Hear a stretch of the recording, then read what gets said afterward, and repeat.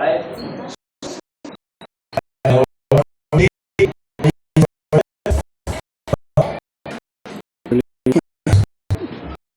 So,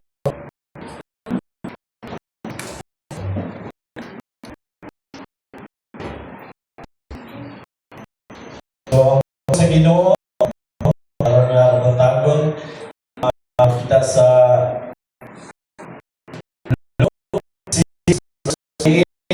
negative and it will give you good mission is your change will pour your love in the future because it will be mission you. So, basahan ako sa iyo maghanap mo o kamo sa nga maayo na natantan o nag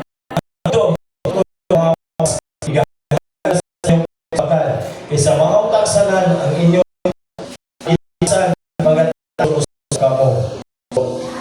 Klaro ang lungsod diha imuta nga sa apat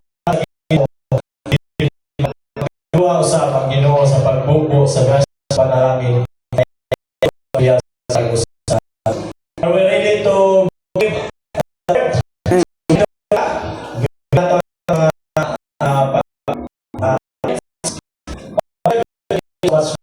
this morning, Ginoo, sa Oga, for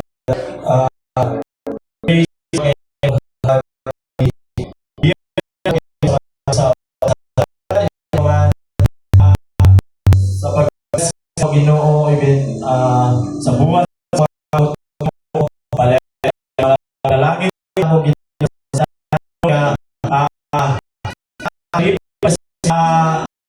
kalipay sa kasi mo sa para diha kanimo sa walay ko sa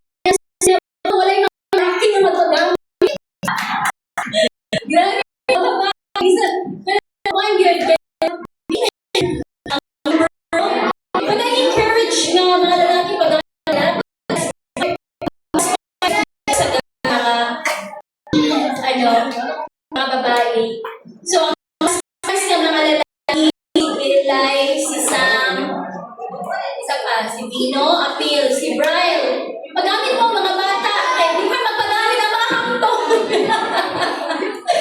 Praise God. So, praise the Lord. Let us welcome mga first-timers. Kung pwede doon mo sila, then let them feel welcome, no? So, salamat sa pagbisita, and I pray nga makauban mo na mo for the rest of our lives. May Figueroa Bawas. So, nag-invite si Mama Leonora Ortega. Si May. Hi, May. So, welcome to Jesus is Lord Church. And then, we also have Yumilda Cabrera. So, ang nag-invite si Charlie. Yes, welcome back, Charlie. And welcome, Ma'am Yumilda. Okay. So,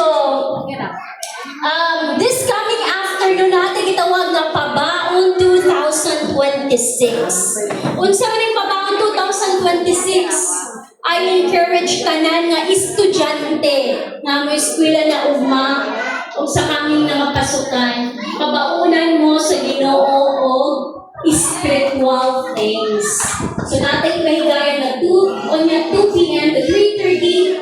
So, di siya exclusive sa KKB, even elementary or children. We want to share mga spiritual things later para pag-eskwela ninyo, pinasahi ang spirit na ihatag ni Lord. And I encourage kung naramagi ang parents to back us up in prayer, o banan ninyo sila na adiri. No? Ang pinaka-youngest ng eskwela, I think si Zuriel. Si Zuriel is 4 or 5 years old. Pila na siya tomorrow. So, mga parents, dala natin itong mga children niya. And speaking of babaon, mas lami rin exciting ang hinabong na event niya pag nasa snacks. Yes! So, please, we need Milo, we need bread, we need Tanan, na pwede ninyo i-share mga parents para sa mga kabataan later atong dalumon. And speaking of kabataan, sila magkinagpagamit diri, no? We also have another KKB to share the goodness of God sa iyang kinabuhi. So, just lend us a couple minutes lang yun para sa iyang testimony. Ako gitawag si Jairish Makiputi.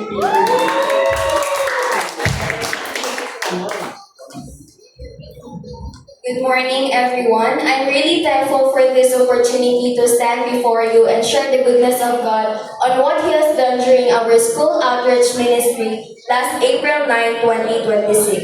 I had fun that day because I was able to interact with the other KKBs from different districts, and it was really a good experience for me. When Pastor Ivan started sharing about why we need to share God's Word, I was reminded that our purpose as Christians is to share the gospel. There was also a video shown about hell is real, and in the last part na nag-ingon nga, I wish you were here. That line na ko kay siyang impact sa kuha. Na-realize na ko that even though I have friends outside the church, need po na ko sila sharean about God's Word. In the video, there were 2 friends. One was a Christian and the other was not. Katong isa ka friend namatay, and he ended up in hell and sent a message to his Christian friend asking why he was never told about the gospel. That really hit me because it made me realize that sometimes we know the truth but we don't share it. For me, it was really a reminder that we need to share God's Word so we won't have regrets. I realized that even if I'm shy or not very confident na mag-share sa gospel, mas importantly ay that we share God's Word than stay silent. Through this experience, I learned that it's not enough to just know God's Word. We also need to live it out and share it with others. That's all for me.